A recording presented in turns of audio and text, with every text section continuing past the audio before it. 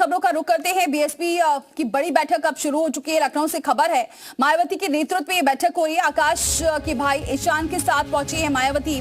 पहली बार ईशान भी बैठक में शामिल हो रहे हैं। वरिष्ठ पदाधिकारियों, जिला अध्यक्षों के साथ ये बैठक है। पिछली बैठक में दिए गए निर्देशों की समीक्षा है। ये बताएं कि मायावती 2027 के विधानसभा चुनाव से पहले संगठन में कुछ अहम बदलाव कर सकती हैं और बैठक में 2027 की रणनीति को लेकर चर्चा हो सकती है।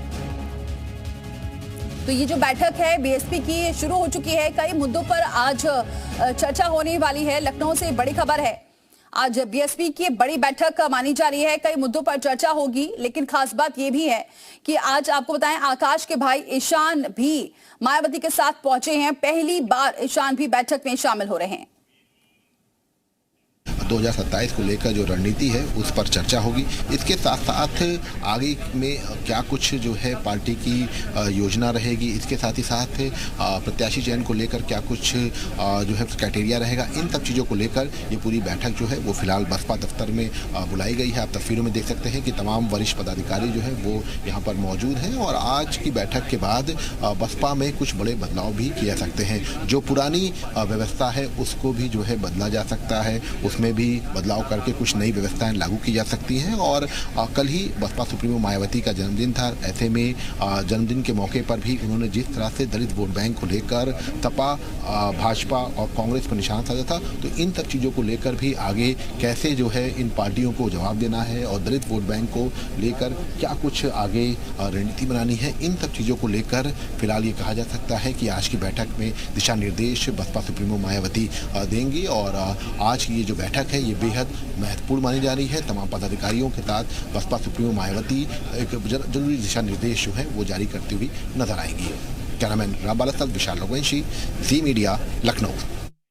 और चलिए सीधे रुख करते हैं, विशाल हमारे साथ जुड़ चुके हैं। विशाल, बैठक शुरू हो चुकी है और क्या कुछ अपडेट है, क्योंकि बताया जा रहा है कई अहम मुद्दे रहने वाले हैं जिस पर आज चर्चा होगी और ईशान आज पहली बार शामिल हुए हैं, ये भी देखने को मिल रहा है।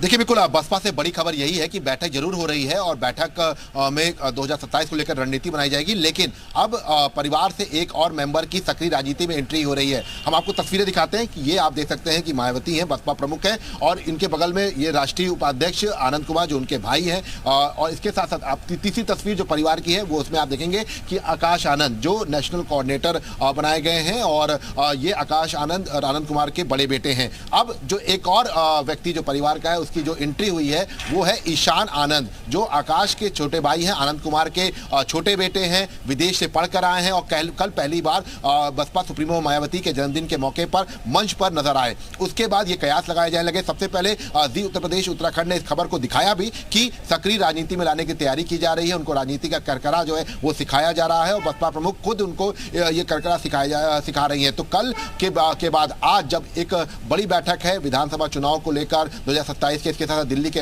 चुनाव में क्या कुछ रणनीति होनी है, पार्टी संगठन की क्या कुछ, तो ऐसे में अब इस पार्टी की जो तमाम जो जानकारियां हैं और जो तमाम नीतियां हैं उनको सिखाने के लिए ईशान आनंद को लाया गया है। मतलब साफ है कि जिस तरह से आकाश आनंद को लॉन्च किया गया था, आकाश आनंद को पहले ट्रेनिंग कराई गई, बसपा की जो नीतियां हैं उसके बारे में बताया गया, पुराने नेताओं से के करीब रखा गया, उसके बाद उनको लॉन्च किया गया, उनको बड़ी जिम्मेदारी दी गई, उत्तराधिकारी घोषित किया गया। तो उसके बाद अब बसपा सुप्रीमो मायावती अपने छोटे भतीजे ईशान आनंद को लेकर आई हैं और आज भी उन्होंने बाकायदा जब पार्टी पदाधिकारियों के साथ जब वो तस्वीर खिंचा रही थी तब उन्होंने ईशान आनंद को अपने बगल में रखा। एक तरफ आकाश आनंद थे, एक तरफ ईशान आनंद थे और ठीक पीछे सतीश चंद्र मिश्रा और तमाम वरिष्ठ नेता मौजूद थे। मतलब साफ है कि अब परिवार के एक और मेंबर की एंट्री हो गई है बसपा पार्टी के अंदर और अब सक्रिय राजनीति में ईशान आनंद नजर आएंगे। ईशान आनंद को राजनीति का पूरा जो ABCD है वो पढ़ाया जा रहा है, सिखाया जा रहा है ताकि वो बसपा की नीतियों को समझ सके।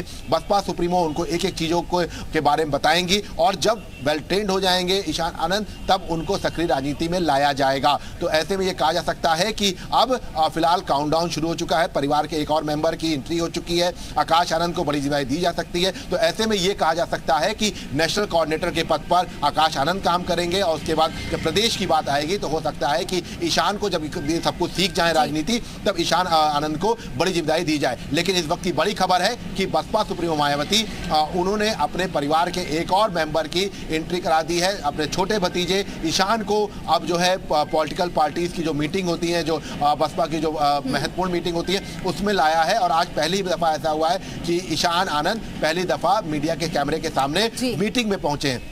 ठीक है, बहुत शुक्रिया विशाल ये जानकारी हम तक पहुंचाने के लिए। तो अब कह सकते हैं कि युवाओं के तौर पर 2 युवा और जुड़े हुए हैं। मायावती अब इन दोनों को साथ लेकर चल रही हैं। पहले आकाश थे और ईशान भी इस बैठक में नजर आ रहे हैं।